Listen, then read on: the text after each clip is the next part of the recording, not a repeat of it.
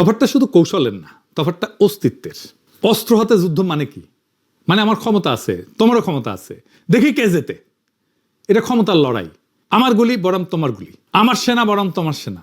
এই যুদ্ধে আমি যদি জিতি, আমি তোমার রাষ্ট্রের জায়গায় আমার রাষ্ট্রকে বসাবো। কাঠামো এক, শুধু মালিক বদল। এটাই হয়েছে 1971-এ। আমরা যুগে আপনার সাহায্য দেখেছি। আল্লাহ আপনি মুসা আলাইহিস সালামকে সাহায্য করেছিলেন। আল্লাহ আপনি মুহাম্মদ রাসূলুল্লাহ সাল্লাল্লাহু আলাইহি ওয়াসাল্লামকে সাহায্য করেছেন।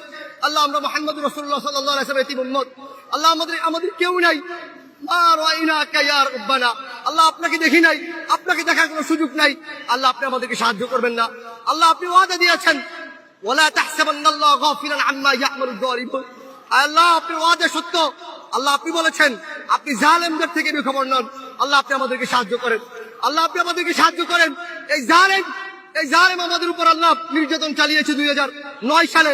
আল্লাহ 13 সালে হেফাজতের অগণিত আলেমকে শহীদ করে দিয়েছে। আল্লাহ 2018 সালে এরা আমাদের উপর হত্যাযজ্ঞ চালিয়েছে।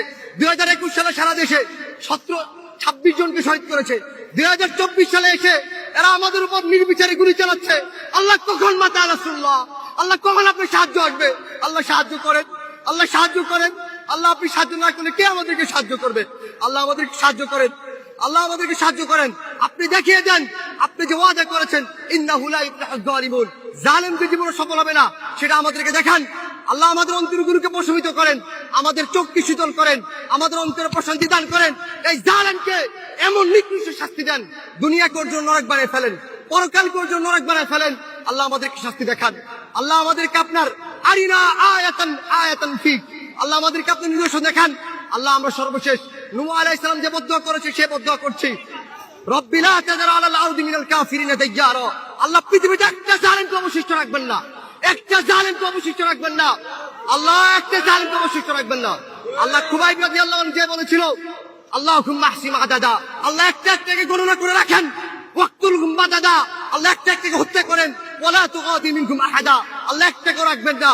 আল্লাহুম্মা শাত্তিত শামলাহুম ওয়া ফাররিক জামাআহুম ওয়া আরিনা ফীহিম আজাইবা কুদরতিক।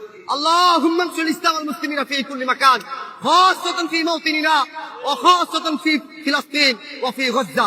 আল্লাহ আজকে আমরা নির্যাতিত, আল্লাহ উইগুরে আমরা নির্যাতিত, গাজায় নির্যাতিত, আল্লাহ বাংলাদেশে নির্যাতিত। আল্লাহ আপনার সাহায্য কখন আসবে? আল্লাহ আমাদেরকে সাহায্য করেন, আল্লাহ আপনি আমাদেরকে সাহায্য করেন। আল্লাহুম্মা আলি কালিমাতাক ওয়া আসফিল কালিমাতাল্লাযীনা কাফারু ওয়া কালিমাতুল্লাযীনা কাফারু হিয়া সুফলা। আল্লাহুম্মা তাকাব্বাল মিন্না ইন্নাকা আনতাস সামিউল আলিম।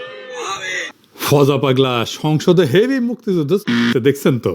যতদিন রয়্যাল বেঙ্গল টাইগার থাকবে মুক্তিযোদ্ধা জিতবে, রাজাকার কোনোদিন এদেশে জয় লাভ করতে পারবে না। বিএনপির অন্যান্য এমপি মন্ত্রীরাও আমি তো এই নিয়ে এপিসোড করেছি। আবার দেখলে জামাতের এমপি শাহজাহান সাহেব কইছে গোলাম আজম নাকি স্বাধীন পূর্ব পাকিস্তানের স্বপ্ন দেখেছেন।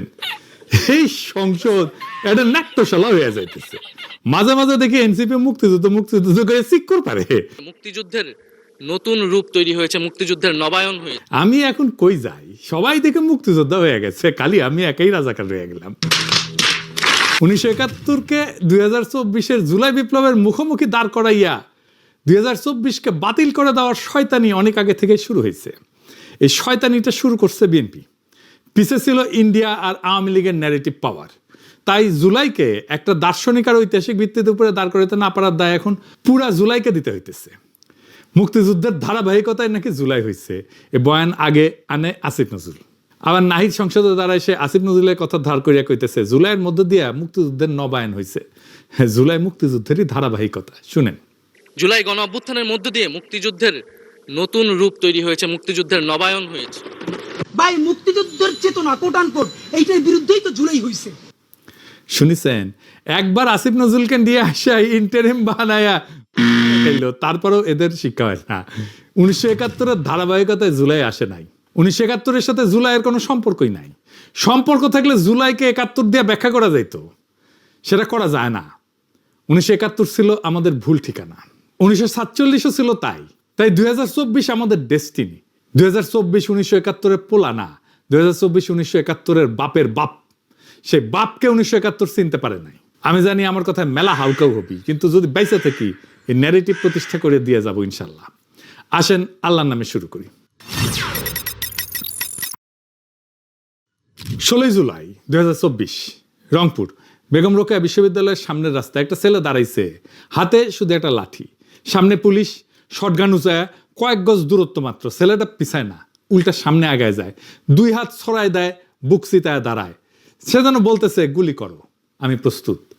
ঠিক কিনা? তাই তো, পুলিশ গুলি করলো। প্রথম গুলি ছেলেটা টললো না, দ্বিতীয় গুলি ছেলেটা মাটিতে পড়লো। আবু সাইদ, বয়স মাত্র 22। এই এক দৃশ্যের ভেতরে পুরা 2024-এর রহস্য, পুরা না বলা কথা লুকায় আছে। আবু সাইদ মরতে যায় নাই, সে জীবন দিতে গেছিল। মরতে যাওয়া আর জীবন দিতে যাওয়া দুইটা এক জিনিস না। মরতে যাওয়া বলতে কি বুঝি? রাস্তায় বাস উল্টায় মানুষ মারা যায়, রোগে মানুষ মারা যায়, ছিনতাইকারীতে ছুরিতে মানুষ মারা যায়। 71-এ পাকিস্তানি বাহিনীর হাতে গ্রামে গ্রামে মানুষ মারা গেছে, কেউ ঘরের ভেতরে, কেউ পালাইতে গিয়া, কেউ স্ত্রী সন্তান বাঁচাইতে গিয়া, এসব মৃত্যু। কিন্তু কেউই মরতে যায় নাই, তারা বাঁচতেই চাইছেন, মৃত্যু আইসা পড়ছে। এমনকি 1971-এর রণাঙ্গনের মুক্তিযোদ্ধারাও, যিনি অস্ত্র হাতে যুদ্ধে গেছিলেন, তিনিও বাঁচার আশায় গেছিলেন, জিতে ফিরে আসবো এই ভরসায়।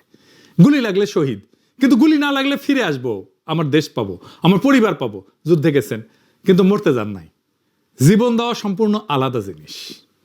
জীবন দেওয়া মানে আপনি জানেন আপনি ফিরবেন না, আপনি জানেন এই কাজটা আপনার জীবন দিয়ে শেষ হবে, আর আপনি সেটা মেনে নিয়েই দাঁড়াইছেন। জুলাইয়ের শহীদেরা সবাই এই জিনিস করছে। মুগ্ধ যখন গুলির মুখে পানি বিতরণ করতেছে, সে জানতো পরের গুলি তার গায়ে লাগতে পারে। ফায়াজ যখন বুক চিতাইছে, জানতো।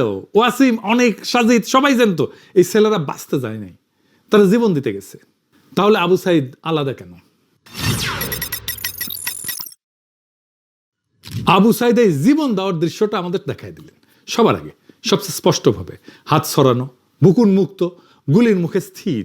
ভিডিও আছে, ছবি আছে। ওই ছবিটা একটা দলিল, ওই ভিডিওটা একটা দলিল। ওই ছবিটা শাহাদাতের ব্যাকরণ শিখাইছে, গ্রামার শিখাইছে। ওই ছবিটা দেখে কোটি মানুষ বুঝছে, এইভাবে দাঁড়াইতে হয়। তিনি জুলাইয়ের প্রথম শহীদ না, তিনি জুলাইয়ের সবচেয়ে দৃশ্যমান শহীদ। তার শাহাদাত শুধু একার সাক্ষ্য না, সেটা পুরো জুলাইয়ের সাক্ষ্যকে দৃশ্যমান করছে। এই জন্যে তার কথা বললে সব শহীদের কথা বলা হয়। আর এই প্রশ্নটাই জরুরি যে এই ছেলেরা জীবন দিতে গেল কেন?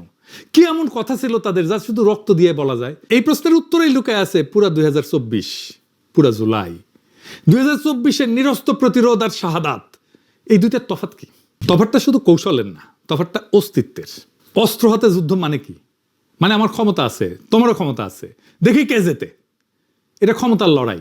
আমার গুলি বরং তোমার গুলি, আমার সেনা বরং তোমার সেনা। এই যুদ্ধে আমি যদি জিতি, আমি তোমার রাষ্ট্রের জায়গায় আমার রাষ্ট্রকে বসাবো। কাঠামো এক, শুধু মালিক বদল। এটাই হয়েছে 1971-এ। আমরা পাকিস্তানি সেনাকে অস্ত্র দিয়ে হারাইছি, নিজেরা পারি নাই যদিও, ভারতীয় সেনাদের ডাইকে আনছি, আমরা জিতছি। যাই হোক, কিন্তু আমরা জিতে কি পাইছি? পাকিস্তানি কাঠামো। শুধু মালিক বদলাইছে। কেন? কারণ অস্ত্র দিয়ে আপনি ক্ষমতা বদলাইতে পারেন, কাঠামো তো বদলাইতে পারেন না। পাকিস্তান আমলে কোন কাঠামোটা বদলাইছে বলেন? কোনোটাই বদলায় নাই। অস্ত্রের যুক্তি একটাই, যার শক্তি বেশি সে যেতে।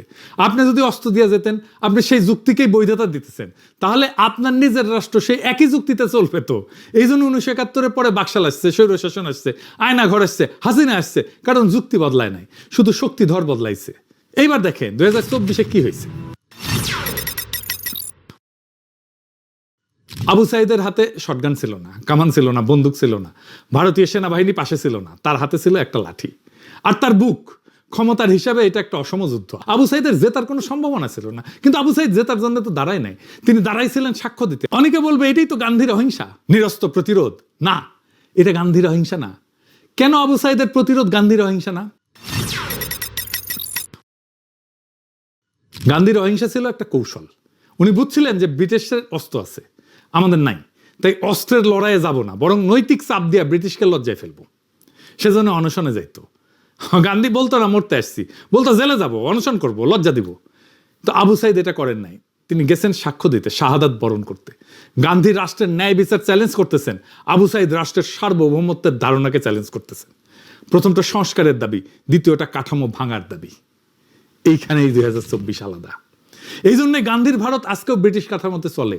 সংসদ ভবন ব্রিটিশ, আইন ব্রিটিশ, আমলাতন্ত্র ব্রিটিশ, শুধু সাদা চামড়ার জায়গায় বাদামি চামড়া। কিন্তু 2024-এর শাহাদাত হাসিনার কাঠামোর বৈধতাকে ধ্বংস করে দিছে। শাহাদাত মানে কি? শুধু জীবন দেওয়া? শাহাদাত 3 অর্থের একটা শব্দ। শাহাদাত শব্দের 3টা অর্থ। প্রথম অর্থ সাক্ষ্য দেওয়া। একজন মুসলমান যখন বলে আশহাদু আল্লাহ ইলাহা ইল্লাল্লাহ,